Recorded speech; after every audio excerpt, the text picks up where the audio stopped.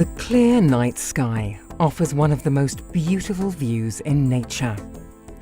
The eye adapts to the dark and the pupil widens to collect more light and thus allow fainter stars to become visible. But the light collecting area of the human eye is tiny.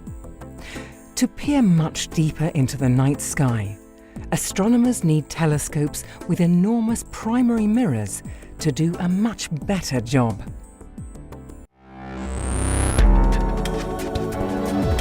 This is the ESOcast, cutting-edge science and life behind the scenes of ESO, the European Southern Observatory, exploring the ultimate frontier with our host Dr. J, aka Dr. Joe Liske. Why do astronomers want to have bigger and bigger telescopes? Well, it's pretty simple actually. There's only two reasons. The number one reason is that the bigger the primary mirror of your telescope, the more light you can collect per unit time. And that means you can observe fainter and fainter objects. The number two reason is that the resolution of your telescope, that is, the sharpness of the images that you can make with your telescope, depends on the size of the primary mirror. The bigger your telescope, the sharper the images you can make. But what are the limits? How big can you make a telescope? And what are the challenges encountered by telescope builders in making bigger and bigger mirrors? Since the invention of the reflecting telescope, mirrors have become larger and larger. When ESO's 3.6-metre telescope at La Silla started operations in 1977, it was a typical example of the classical design of the largest telescopes of that period. The primary mirror consisted of a single glass dish with a diameter of 3.6 metres. In order to make such a big mirror stiff and solid, it has to be relatively thick, which makes it very heavy. The 3.6-metre mirror is about half a metre thick and weighs some 11 tons. To allow this very weighty mirror to be pointed precisely, a massive yet precisely balanced telescope structure has to be built around it. Telescopes with even larger, thicker and hence heavier mirrors have been constructed, but eventually it became obvious that the limit of the classical design had been reached. Did telescope engineers have to give up at this point and stop dreaming of even bigger telescopes? Well, of course not. But paving the way to larger and lighter mirrors required some innovative thinking.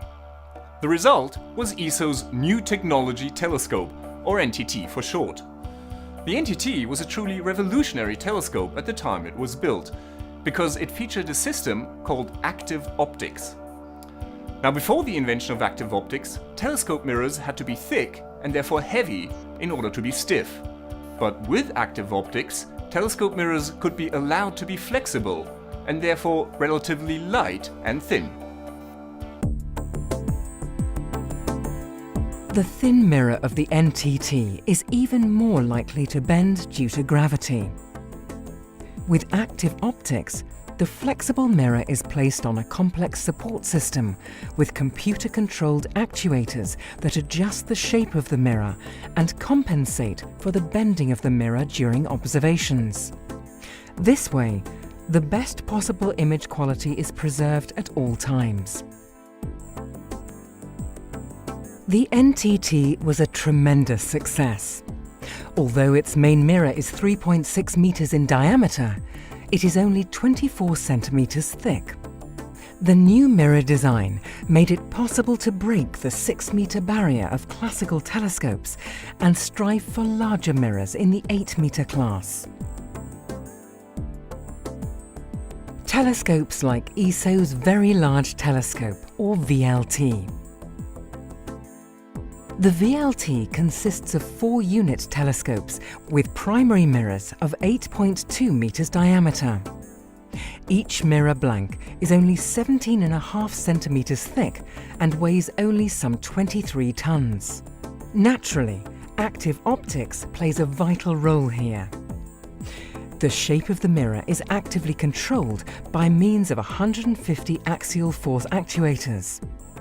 Based on the latest available technology, the VLT delivers images of outstanding optical quality. But a solid, single-piece 8-meter mirror is pretty much at the limit of what can be handled, transported, and maintained. To be able to construct telescopes with even larger light-collecting areas, you really have no choice but to split up the primary mirror into individual pieces, called segments. It was the concept of a segmented primary mirror that allowed astronomers and engineers to conceive of truly gigantic telescopes. Telescopes such as the future European Extremely Large Telescope, which is currently in its early stages of construction. The EELT will have a gigantic main mirror, 39 meters in diameter. It will be made up of 798 individual hexagonal segments, about 1.4 meters wide and just 5 centimeters thick. Each segment and its position with respect to the neighbouring segments are computer-controlled by the active optics system to maintain the perfect overall shape of the main mirror and its outstanding surface precision. All in all, the main mirror offers an unprecedented light-collecting area of 978 square meters, which will collect about 15 times more light than any other existing telescope. With its 39-meter primary mirror, the European Extremely Large Telescope will be by far the largest optical and near-infrared telescope in the world, and not just at the time of its completion, but for decades to come. However, I'm sure that won't stop the engineers from conceiving of ways to build even larger telescopes. Who knows what size barrier will be cracked in the distant future? This is Dr. J, signing off for the ESOcast. Join me again next time for another cosmic adventure.